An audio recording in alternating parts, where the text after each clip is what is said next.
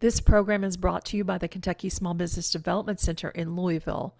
We provide the professional expertise, tools, and resources to help you succeed. To connect with a business coach, call 502 625 0123 or email sbdcinfo@uky.edu.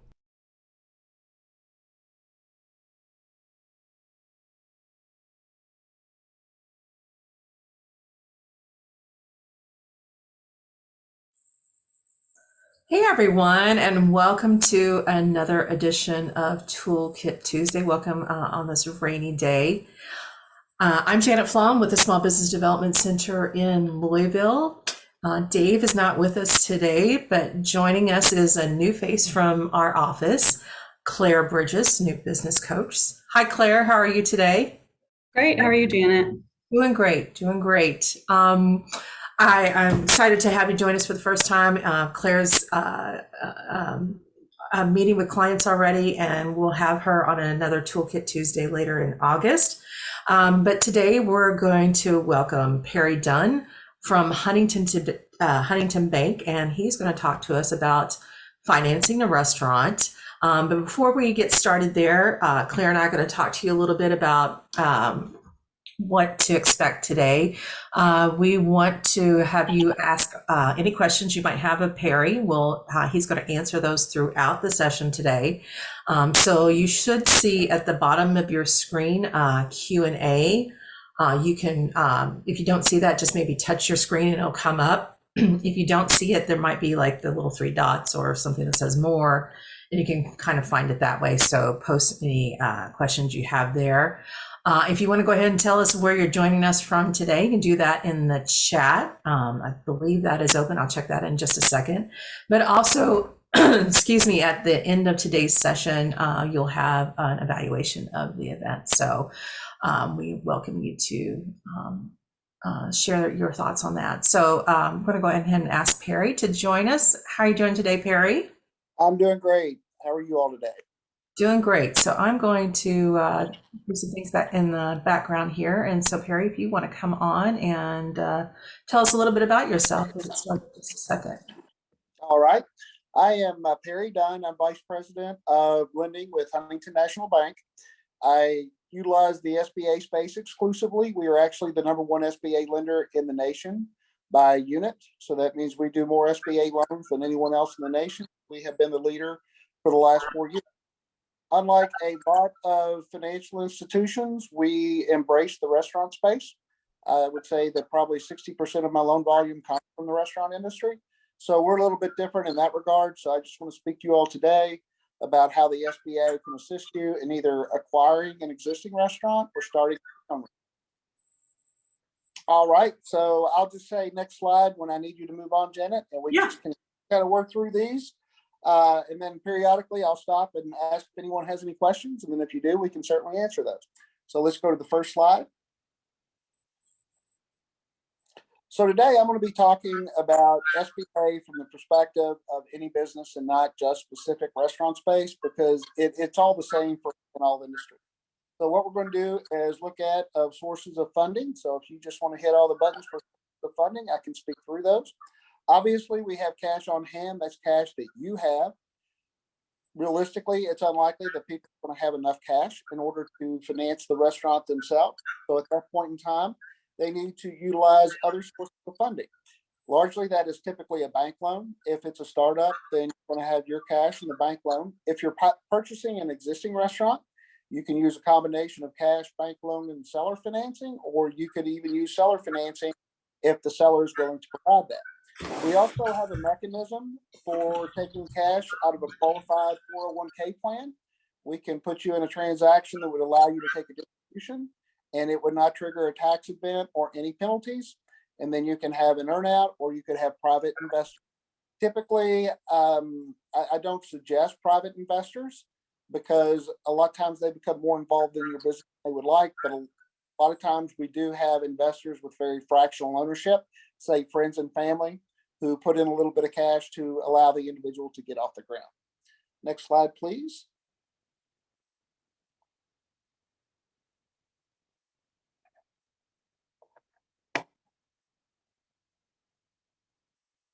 Next slide is just telling a little bit about the SBA. The SBA has been in existence since 1953. It is designed to allow banks to make loans to people that do not have the necessary collateral to procure a loan that they normally would through a conventional transaction with the bank. It is actually a line item in the budget. In the SBA 7A space, the SBA does not actually lend money. What they do is provide the bank a guarantee on the loan. In the event of default, then they will repay 75% of the transaction. So what it does is reduce our exposure, and it gives people that would not normally be able to qualify the opportunity to get a loan. Since its inception, the SBA has made or guaranteed in excess of $211 billion in business loans. This is a bit dated slide. It's much greater than that number now. I think a lot of people became very familiar with the SBA during the pandemic, and there was a lot of publicity about the PPP program and how that allowed small businesses to continue to pay their employees even though they were closed. Next slide, please.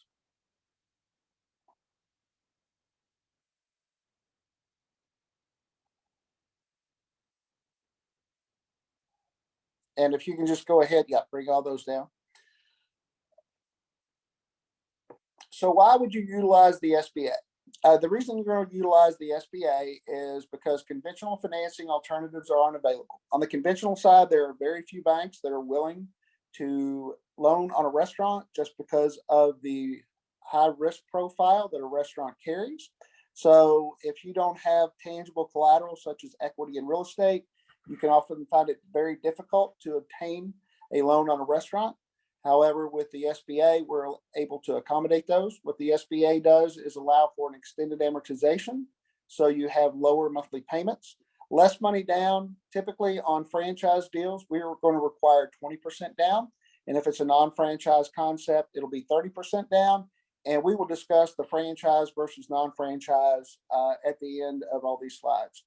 And it could be the difference between the bank saying yes or no. A very common misconception in the SBA space is that you will not qualify for a loan because you do not have any collateral. Nothing can be further from the truth. The SBA does not require you to have collateral. The bank does not require you to have collateral because the SBA guarantee is actually our collateral. So I'm going to stop there real quick and see if anyone has any questions so far.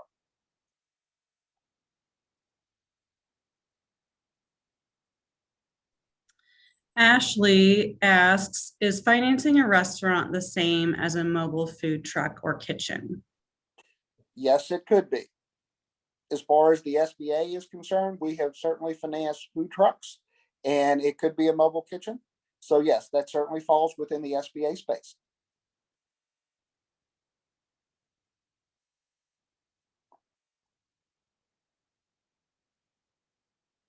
Okay, I think we can go to the next one. Okay, sounds great. So we're going to go through the eligible uses of a 7A loan.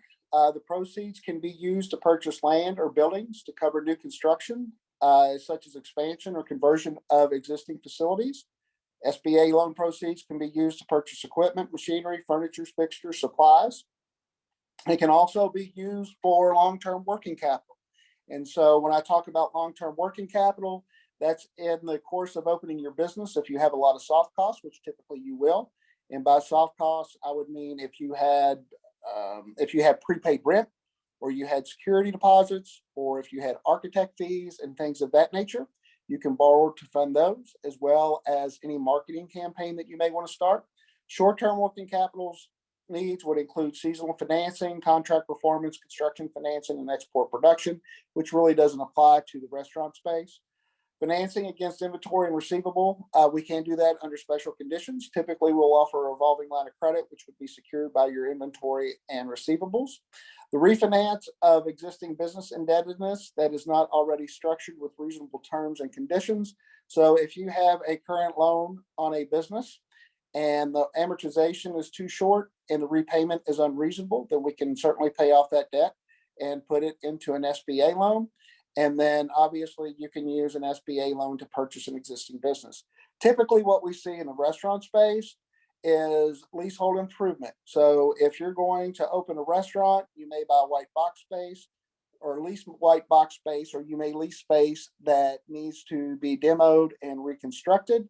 And so you're not going to own the real estate, but the cost of refitting the space is substantial, and that's considered leasehold improvement. So 90% of the restaurant deals I do actually have a large, very large fit up component. So we're able to accommodate that under the SBA space as well. Next slide, please.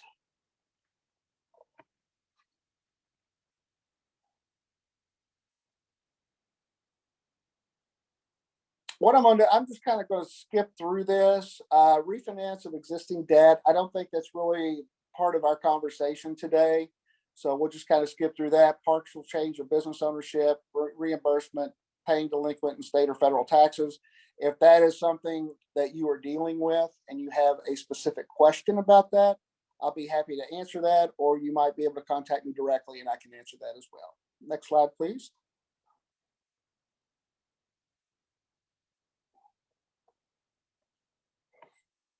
Conventional financing versus SBA. Conventional financing is the most preferable form of financing. However, that is not always possible. So with conventional on a restaurant, you could be looking at paying up to 50% of your total project cost. You could be looking at a 3 to 5 year loan term. The loan amount is going to depend upon the collateral and cash flow. So if you do not have additional collateral, it's going to make it much more difficult. And then the last one there, receivables, inventory, net equipment value, we won't deal with too much. With the SBA, we can get away with the down payment as little as 20 to 30%.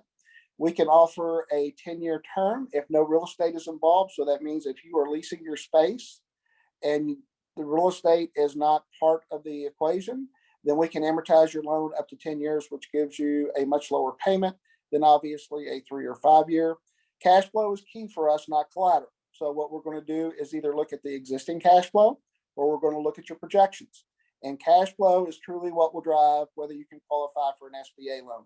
Again, collateral has no bearing on our decision. And as little as 10% equity with 10% standstill carryback in some situations, that would refer to purchasing an existing restaurant. And we could get by with as little as 10% of your cash. And then if the seller willing to carry 10, then that would constitute the 20%. Next slide, please.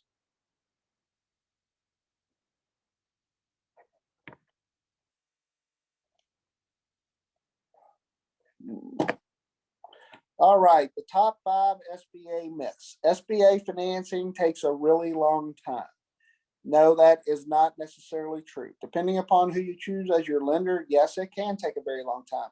However, Huntington Bank, we're what is referred to as a PLP or preferred lender, which means that we've done enough business transactions that we do not have to get SBA approval on any deal that we do. If we say it's SBA qualified, then it is. Too much paperwork, that's not really a myth. There is a lot of paperwork, I'll be honest with you. On the front end, the paperwork is pretty light as far as putting together the decision. On the back end, the paperwork there's a lot of paperwork. Too expensive? Typically, it's not too expensive because any SBA closing costs that you have or any closing costs at all, we're going to roll them into the loan. We're going to put that on top of what you need. That way, we want to make sure that you've got post-closing liquidity and you're not using your cash to open your business. So that is most certainly not true. SBA doesn't require collateral. The SBA does require collateral in some instances. If the loan amount exceeds $350,000 or greater, we are obligated to take a lien on any real estate that you own that has greater than 25% equity. However, if the loan is less than $350,000, that requirement does not apply. And if you do not have any real estate that has 25% or greater equity, it's not an issue at all. We just simply don't take it. Next slide, please.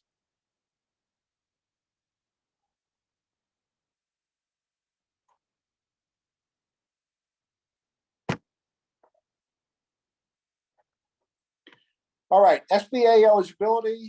I don't think this is typically a problem for a lot of people. On the first slide, you cannot have a net worth of more than 15 million and have average after-tax earning of not more than 5 million. So that's the way the rules are written. So we put it up there, but it really does not apply. No tax liens. You cannot have tax liens. If you do have tax liens, you have to pay those off prior to closing. No prior bankruptcy. That is actually not true. You can have a prior bankruptcy. It just has to be 7 years from discharge, and all accounts have to be paid as agreed since then. So if you do have a bankruptcy back in 2001, you reestablished credit and paid everything as agreed, then there are no issues with bankruptcies. Now, that being said, if you have taken 2 bankruptcies, then most likely that will be disqualifying.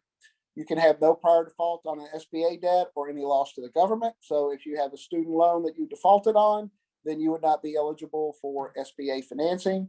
Must pass a background check. And by that, I mean, we're going to check your background, look at your criminal history, make sure that there is nothing too horrible out there. If you have misdemeanors, that's fine. If you have some felonies, that may not preclude you from getting an SBA loan. However, if you have a white collar crime felony, such as forgery, embezzlement, or if you have a receiving stolen property felony, then that is going to largely disqualify you from an SBA loan, because what we're going to do is consider that a financial crime. And that's kind of the hard stop as far as the felonies and misdemeanors are concerned. Next slide, please.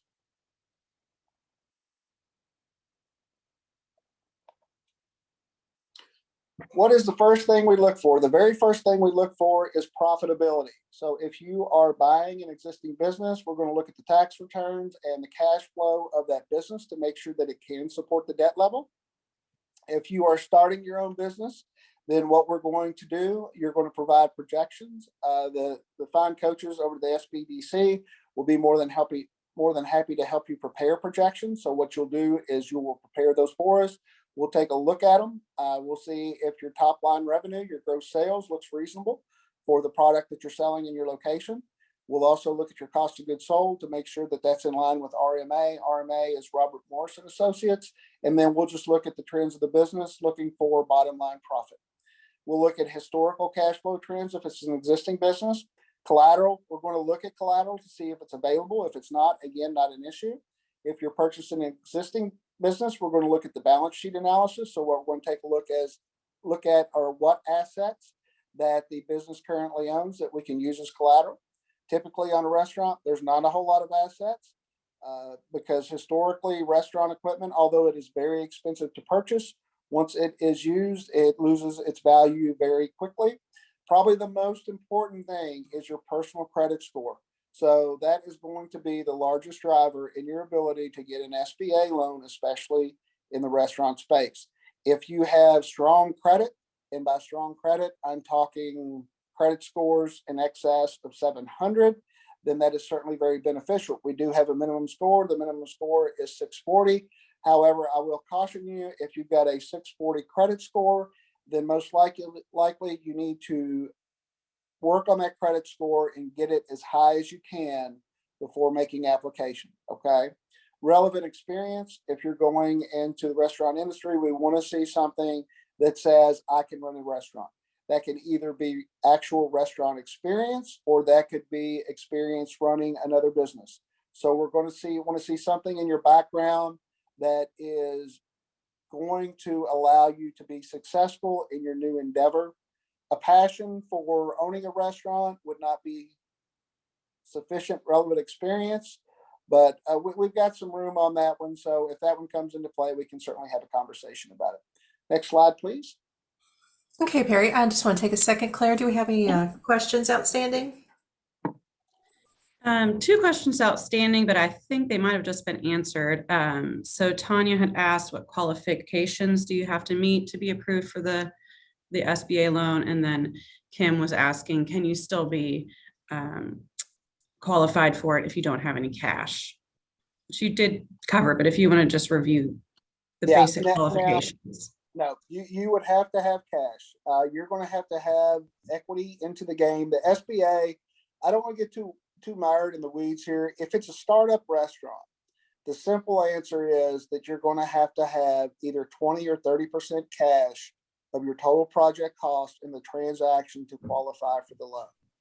If you are purchasing an existing restaurant, You can get by with as little as 5% of your own cash. However, that's going to require the seller to carry up to an additional 15% of the loan, and they cannot receive any payments during that period. But no, you will always have to have cash involved. That cash can come from several different sources. You can either have minority investment, as I mentioned earlier, friends and family that give you some money to say, hey, take on your endeavor. Or if you have a benefactor that would offer a gift to you, they could provide a gift letter saying that they were gifting funds to you, and that would also be eligible. Great. And then one other question.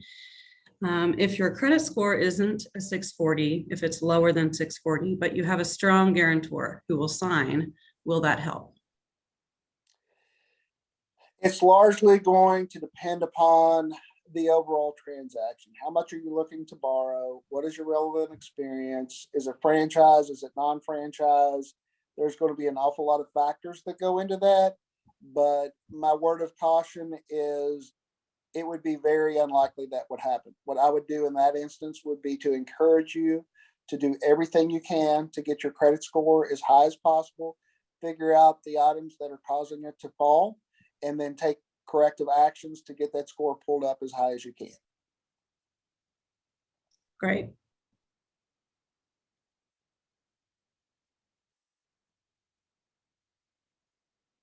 And last question, how can you raise your credit score?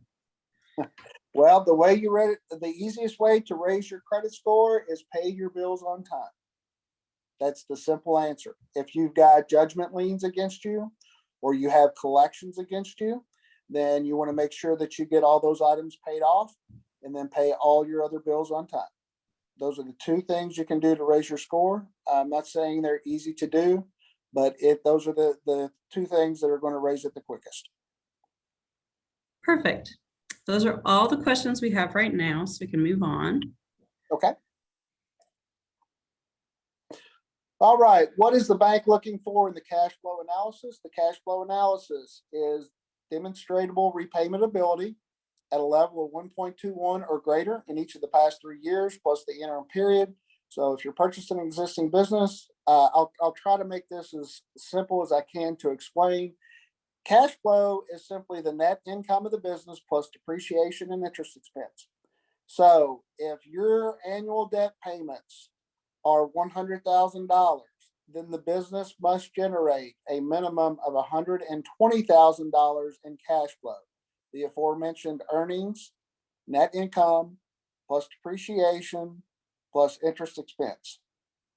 So that's what we're going to look for. That's about really as simple as I can make it. Or hypothetically, if you have $10,000 a year in debt payment, then the business has to generate $12,000 of net cash flow. Now that is an after-tax number. So what we're going to do is take the net income and decrease it by 30% to accommodate for federal, state, and local taxes. So if you had $10,000 in net income, by the time we hit it with the 30%, you actually have $7,000 in net income available for repayment. But in a nutshell, that's really about as simple as I can explain it. So when it comes to your projections, if you're going to do a startup venture, then we're going to look at the same things. You're going to go through, you're going to put in your gross revenue, subtract out cost of goods sold. Then you're going to look at all your expenses, all your operating expenses, labor component, insurances, advertising, whatever expenses you may have.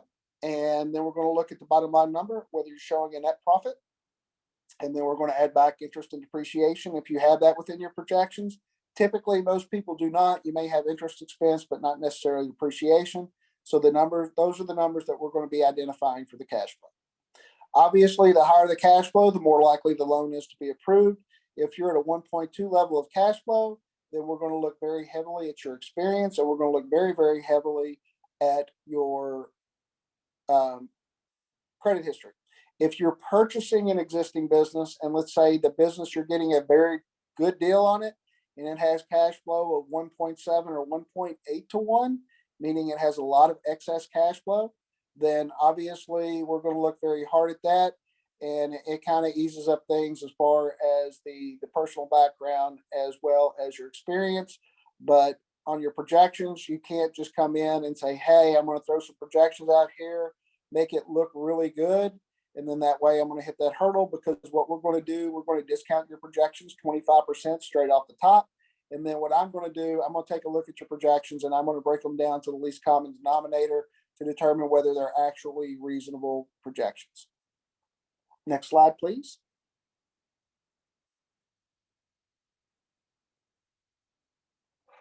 All right, I largely went through this, but again, EBITDA or SDE, EBITDA stands for earnings before interest, taxes, depreciation, and amortization. And so again, we're going to look at your projections. If you're purchasing an existing business, then we're going to look at the 1040 tax return and go directly from that. Again, as I mentioned, we're going to subtract 30% of net income, and then further add backs. We can add back numbers that are deal specific. A lot of times we may have a family member that works in the business, gets paid a wage, but they don't actually show up for work. In an instance like that, we could add those funds back for cash flow. Next slide, please.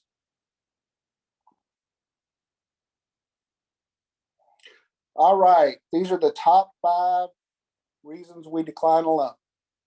Insufficient money to put down. We've talked about this. You've got to have your money, your skin in the game, because if you're not willing to put your personal liquidity into the business, then why should we be willing to? So we need to know that you've got skin in this game, and that's going to come through cash. Lack of repayment ability just comes strictly from the ability of the cash flow to support the requested debt level. Lack of guarantor support. If you have a negative net worth, that's certainly not a good thing. But in today's student loan environment, we do see people that may have a negative net worth simply because they have so many student loans. So we can kind of work around that. Lack of sufficient collateral. Again, if it's $350,000 or less, collateral is not an issue because we're not required to take any additional collateral. High debt to income ratio. So if you personally have a lot of debt and you have very little income, that's going to make it very difficult. So if you are working at a salary and wage position and you're going to open a new venture, then what's going to have to happen? You're going to have to take a distribution from income to service your personal debt. So if you have a lot of debt, that will be one of the 5 reasons for decline. Next slide, please.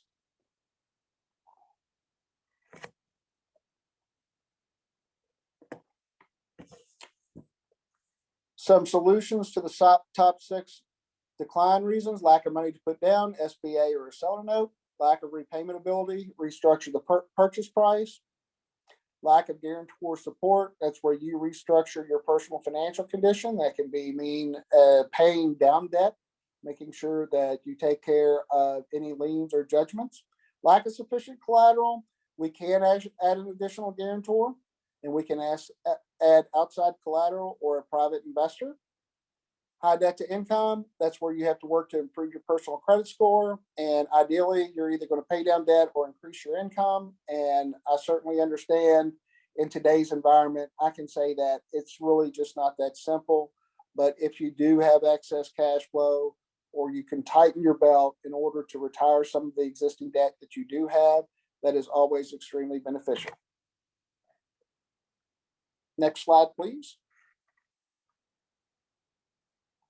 Here's some other useful information when looking at an SBA loan. SBA loans require the assignment of life insurance. That only occurs if the loan amount is greater than $350,000. If it's less than $350,000, there is not an insurance requirement.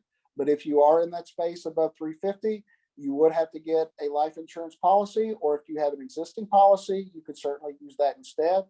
All available collateral, we've discussed that.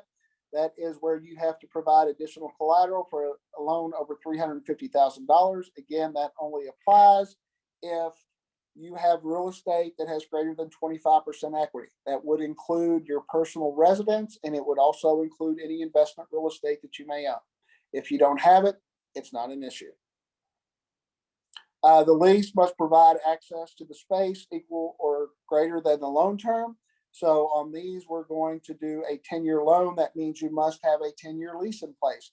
That does not necessarily mean it has to be a straight 10-year lease, but it does mean that you have to have 10 years available for the original lease plus renewal options. So you could have a 5-year lease with a 5-year renewal option, and that would satisfy the 10-year requirement. GP versus PLP processing.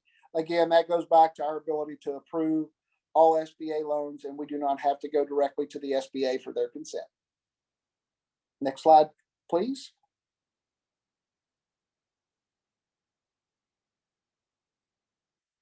In the off chance that you are looking to purchase an existing restaurant, and I have done some existing restaurants that were purchased in Louisville. I'm not at liberty to say their names, but I have done a couple of restaurant acquisitions in Louisville, as a matter of fact. So those are certainly easy to accomplish, but it's going to come down to the profitability of the business on the front end. So what's going to happen in that instance, if we have seller financing, that means it must be subordinate to the bank. So it means you cannot repay their debt until we are fully repaid. Seller notes are on full standby, which means no payments of principal and interest. However, after 24 months, if you are profitable and can service the debt on the seller notes, then we will certainly allow repayment in that instance. A debt that is on partial standby, interest payments only, may be considered equity when there is adequate historical business cash flow to make the payments, and only in cases where the purchase price includes less than $500,000 in goodwill. Goodwill, just to kind of define that real quick, goodwill is the value of the business or the value of the cash flow stream. So if a business is throwing $125,000 in net income, then theoretically that business has a goodwill value of $500,000, 4 times multiple of EBITDA. So we can get more specific as far as the business acquisition, but I think largely what we're looking at today is probably more the startup space, but I'm certainly happy to discuss business acquisition with you. Next slide, please.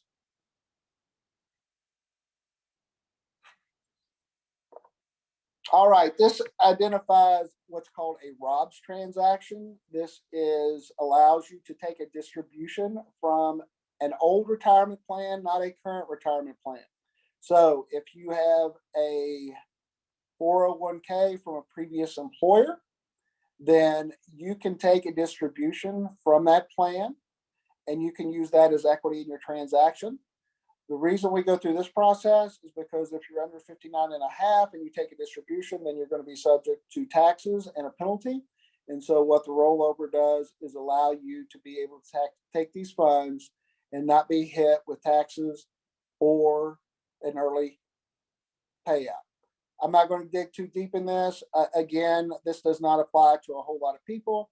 However, if this is a situation that you feel like applies to you, I would be more than happy to have a conversation with you about it. You can contact me direct and I can get you to the necessary resources and go in a bit more detail. Next slide, please. These are just companies that provide qualified rollover. Again, I'm not going to get too far into this. Guidance is the one I use. I have a very strong relationship with Guidance. They send me a lot of restaurant deals, and that's where I would typically send you. But again, we can discuss this if it applies to your situation. Next slide, please. All right, the Form 912. We're going to go back to your personal background. Questions in the 912. It's just a personal questionnaire. Are you presently under indictment on parole or probation? Have you ever been charged with or arrested for any criminal offense other than a minor motor vehicle violation? And that would include offenses would have been dismissed, discharged, or not prosecuted. Again, we get some felonies can go through. This is a fairly old slide, but again, you need to be completely honest with your bank on the front end if you have anything in your history that you feel like may disqualify you. And have you ever been convicted, placed on pretrial diversion, or placed on any form of probation, including adjudication, withheld pending probation for any criminal offense other than a medical vehicle violation? Again, not necessarily disqualifying, but if any of these apply to you, please disclose it on the front end. Next slide. All right, so now we're going to dig a little bit into franchise versus non-franchise restaurants. This is a very large consideration. There are benefits to each and there are detriments to each. Obviously, if you are purchasing a franchise restaurant, one of the detriments is royalties. You're going to have to pay a royalty fee to that franchise. You're also going to have to purchase all of your product through the franchise. and it's going to limit your ability to make independent decisions. However, the benefits of a franchise are brand awareness. So at McDonald's, everybody knows what they're getting from McDonald's. It's a uniform product, so you're able to obtain customers that may not be aware of you just because they're familiar with that franchise in their current location. And also, the franchise is a vested partner in the success of the business. And by that, I mean that they are vested in making sure their restaurants stay open.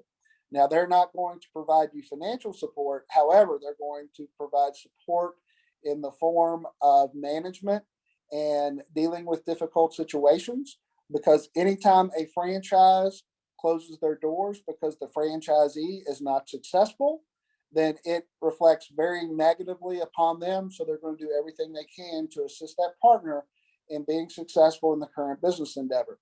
I will say on franchise restaurant concepts, we only require 20% down payment of the total project cost. So that's going to be your franchise fees, FF&E, leasehold, any expenses that you may have to open that location. That number is going to be multiplied by 20%. So if it's $500,000 to open that business venture, then you're going to have to put in $100,000 or 20%. Now, when it comes to the non-franchise space, the benefits of the non-franchise space are obviously you're not paying royalties. So you're able to put more money in your pocket. However, non-franchise restaurants do carry considerably more risk than a franchise concept, because you don't have people that are vested in your business able to provide support in the event the business is not being successful. I will say we have had a couple of non-franchise opportunities in Louisville that we have opened over the years. I'm not at liberty to give their names, but one is a place where you could certainly take your pets to enjoy an afternoon. And another one is a very nice Mexican restaurant, Mexican barbecue, I think.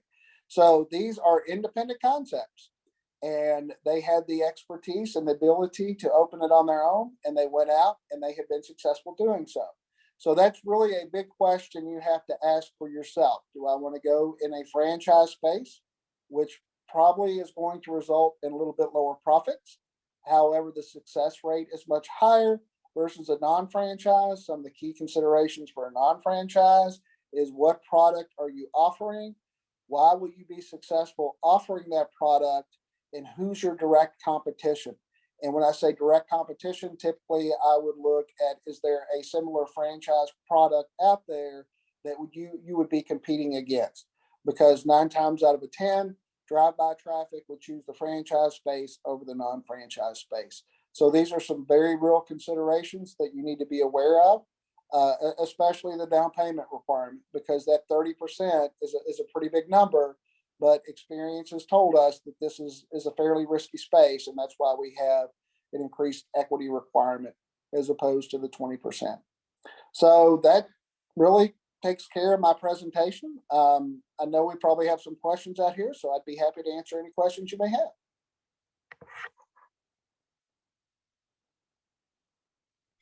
I'm gonna let folks type in the Q&A box if they have any questions. Perry, what is kind of the timeline once you all have all the appropriate paperwork and everything? What's the timeline on the loan process from there? Okay. Once I have a complete financial package, and what I'm going to call a complete financial package is most importantly the business plan and your projections. Let me say one thing about the business plan. I did not touch on this in the slideshow. I probably should have, and I apologize for that. But you have a tremendous resource with the SBDC to help you with that business plan. One thing I want everyone to know is the business plan is not for the bank. I don't want anyone to think I have to do the business plan because the bank requires it. That's not what it's for. The business plan is your roadmap to success. This is going to identify the areas of concern, the things you need to do to ensure that your business is successful. I look very heavily at the business plan. I want to see that you've done your research and that you've got time vested in it. If you're looking to borrow a $250,000 loan and you give me a 2-page business plan, chances are I'm going to decline your loan immediately, because that demonstrates to me that you're really not very invested in this endeavor. So I'm not saying it has to be a 100-page plan, but we certainly want you to identify the strengths and the weaknesses. SBDC is absolutely fantastic. They'll certainly be able to help you work through that. But once we get the complete financial package, again, being the business plan, the financial projections, a personal financial statement, and your most recent 3 years personal tax returns. Once I receive all that, depending upon what my work schedule is and how many deals I have in front of you, ideally I get those deals submitted in 3 to 4 days. Once I get it submitted, it goes to a centralized underwriting team. Typically, they pick it up anywhere from 10 to 14 days. It's largely going to depend upon the size of the transaction, but ideally we would be able to have a decision within 3 weeks. And so with that, we get you a commitment letter, and then we start fulfilling closing requirements and we go straight into closing. For SBA lenders, that is a fairly fast turnaround. I don't know of anyone doing much better in that space, but what we're realistically looking from complete packages around 3 weeks, give or take. Okay. Let's see. Tanya asked a follow-up question on improving credit score. Tanya, I think if you want to connect with me directly afterwards, I can send you my email address. We can chat about like different community resources that might be helpful for you. And then let's see. Janet shared Perry's contact information in the chat if you would like to reach out to him. Someone else. I would like to open a franchise. Could you help me with that? The SBDC combined with Huntington as a lender can definitely help you in planning for that. And thank you, Janet. Janet put my email address in the chat as well. So Tanya, if you want to grab my email address from the chat box down below, you're welcome to do that and reach out to me. I'm happy to assist you there. Anyone else have questions before we wrap up?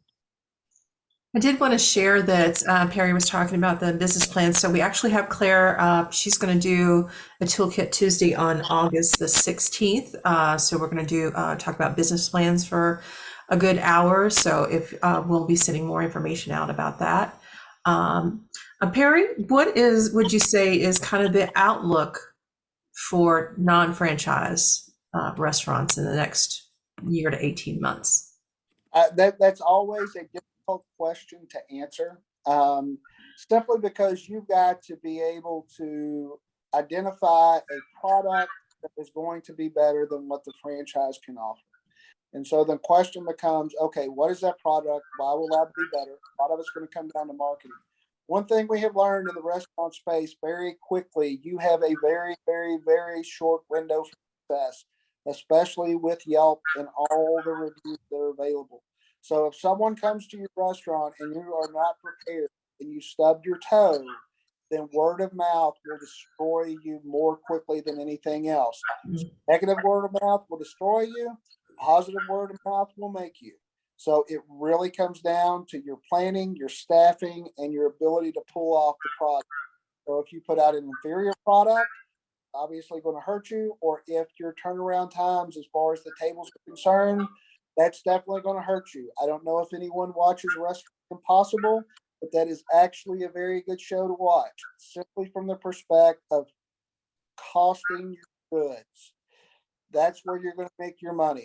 If your cost of goods sold in a restaurant, and Claire will attest to this, is 50% of what your gross revenue is, you're already dead. So you've got to make sure that you have adequate pricing relative to the product you produce, cost of goods sold. It is very difficult to be successful in that space, but I did a deal in a restaurant in a neighboring state, and his gross revenue was $5 million a year. He made 1.25 million net, and when he sold his restaurant, he sold it for 3.5 million with nothing but restaurant equipment as the collateral, because the individual bought the cash flow stream. It is possible, but to be honest with you, it's extremely difficult. You better have your management skills in place. If you're lacking the management skills, I would take a job or find some way to develop those skills prior to actually opening that restaurant. Right along with your last comment, Perry, another question is, can you give examples of what you see as restaurant experience, what you're looking for when they apply? I mean, restaurant experience could be someone that was a server. Obviously, we would like to see something a little bit higher than that. But hypothetically, if you're looking at doing a food truck at $35,000, then server experience is certainly sufficient. The aforementioned $3 million transaction I just did, that individual who purchased that location managed a very, very high profile store. So he brought the management experience. It's very much going to depend upon the size of the loan. The larger the loan, the more relevant experience you're going to have. Yeah, great.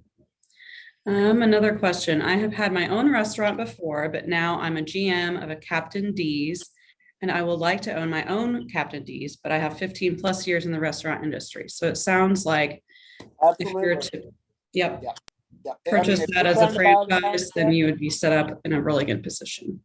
Yeah, absolutely. Anyone else? See, Thomas asks, if I bring 30% to the table for $400,000, will it be for a $100,000 for the difference?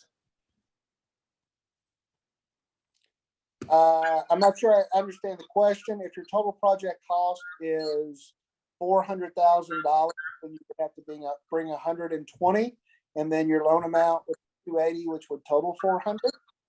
Or, and again, the 30 is typically a pretty hard and fast number, but that's certainly a conversation I'm more than willing to have with you, because there may be some deciding factors, but that's just really largely our rule of thumb. Great. Yep. You answered that one for him. Thank you.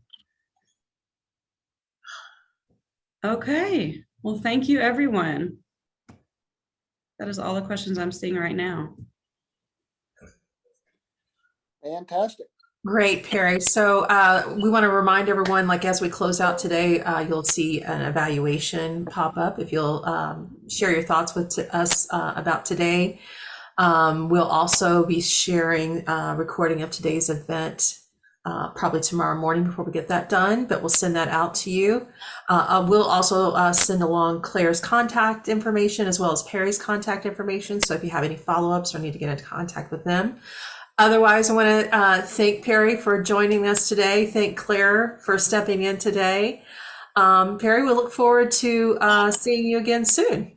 Likewise, I always enjoy speaking with your group. I mean, you all are a fantastic resource. And I would encourage everyone to certainly utilize your all. Absolutely. Thank you, Perry. Thank you. All right. We'll see you guys again soon. Thank All right, you. thank you. All right.